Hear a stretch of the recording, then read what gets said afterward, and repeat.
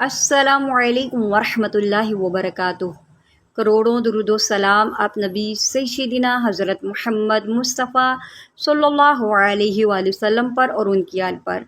آج ہم نے قرآن پاک کا یہ مشکل لفظ سیکھنا ہے۔ جیسے کہ آپ جانتے ہیں کہ آج کا ہمارا یہی ٹاپک ہے کہ آج ہم نے اس مشکل لفظ کو سیکھنا ہے۔ یہ مشکل لفظ اس لیے ہے کہ اس میں 2 مرتبہ تشدید آ رہی ہے اور اس کو ملانے میں کافی زیادہ مشکل پیش آتی ہے بہت سارے لوگوں کو۔ اور دوسرا یہ کہ یہاں پر آپ الف دیکھ رہے ہیں، یہ الف کو پڑھنا ہے یا نہیں پڑھنا ہے، اس کی کیا ترکیب ہے یہ بھی آپ سیکھیں گے۔ بہت سارے لوگ اس الف کی وجہ سے بھی کنفیوز ہوتے ہیں۔ اب یہاں پر دیکھیں یہ مد ہے اور مد کو کس طرح پڑھتے ہیں یا اس کو کتنا کھینچ کے پڑھیں گے، کیسے پڑھیں گے، یہ بھی آج کی ویڈیو میں آپ سیکھیں گے۔ تو ویڈیو کو کمپلیٹ واچ کریں تاکہ آپ اس کو اچھے سے سیکھیں۔ اگر قرآن پاک میں کہیں تشدید آ جائے یا مد آ جائے تو آپ بہت اچھے سے خود اس کو پڑھ سکیں۔ سبق کا آغاز ہم اس طرح کریں گے کہ پہلے ہم اس کو روا میں پڑھیں گے، اس کے بعد میں آپ کو اس کو سپیلنگ کے ساتھ سکھاؤں گی تاکہ آپ اس کو بہت اچھے سے سمجھ سکیں۔ اشہر واللائی، اشہر واللائی۔ اب ہم اس کو ہجے کے ساتھ پڑھیں گے، سپیلنگ کے ساتھ پڑھیں گے۔ حمزہ شین زبر اش، ہا پیش ہو، اش ہو، را واو 2 زیر ریوں، اش ہو ریوں۔ اب یہاں پر دیکھیے واو کے اوپر تشدید ہے، یہ 3 دندان والی شکل کو تشدید بولتے ہیں۔ اب واو کے اوپر تشدید ہے، آپ یہ سمجھیں کہ واو 1 نہیں ہے، واو 2 ہیں۔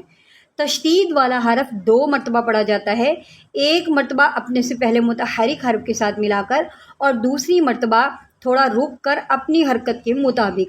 اب واو کی جو اپنی حرکت ہے وہ زبر ہے، پہلے ہم نے واو کو را کے ساتھ ملانا ہے، را واو 2 زیر ریوں، اش ہو ریوں۔ اب یہاں پر دیکھیں واو ہے، اس کے اوپر زبر ہے اور اس سے آگے لام ہے اور لام کے اوپر بھی تشدید ہے۔ اب ہم نے کیا کرنا ہے، لام کو پہلے واو کے ساتھ ملانا ہے، پھر اس کی اپنی حرکت کے مطابق پڑھنا ہے۔ لام کی اپنی حرکت کھڑا زبر ہے، واو لام زبر ول، اشہر ول لام کھڑا زبر لا، اشہر ولا ہے۔